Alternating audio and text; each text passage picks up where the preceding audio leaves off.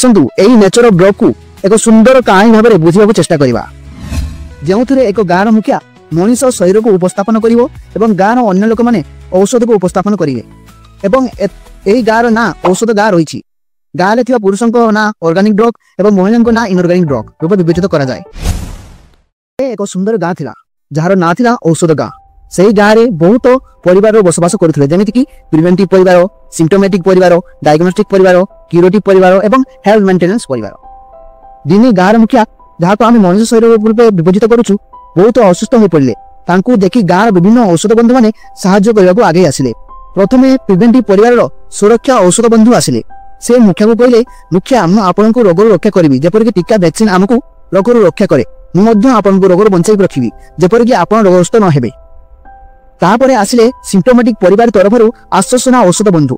से मुखिया को मुंड मिदा और ज्वर देखी कहले मुखिया आपन को जो कष्ट होता कमाईदेवी जमी पारासीटामोल ज्वर किंबा मुंड बंधा कमाई थाए मुझे किसी समय पर आश्वासन देवी किंतु रोगर मूल कारण को भल करें नहीं। आश्वासन एपरी कथा शुणी मुखिया मनुष्य शरीर भल हो कष्ट किसी समय पर पुणी बढ़िबार लगिला। या पर आसिले डायग्नोस्टिक परिवार तरफ परिचय औषध बंधु।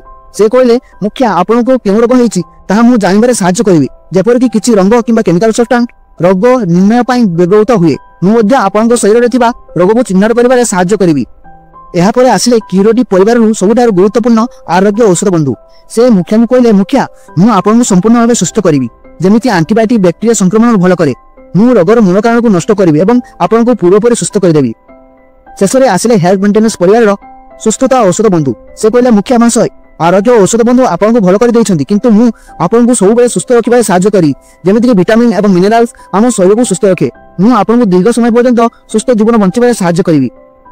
एहीपरि भाव में औषध गाँव समस्त औषध बंधु मैंने निज निज काम मुख्य मनुष्य शरीर को सुस्थ रखा साहाय्य कले। यही कहानी आमको बुझाइला जे विभिन्न नेचर औषध उपस्थित अच्छा से समस्ते मिसी आम स्वास्थ्य ठीक कर गुरुत्वपूर्ण भूमिका ग्रहण करती।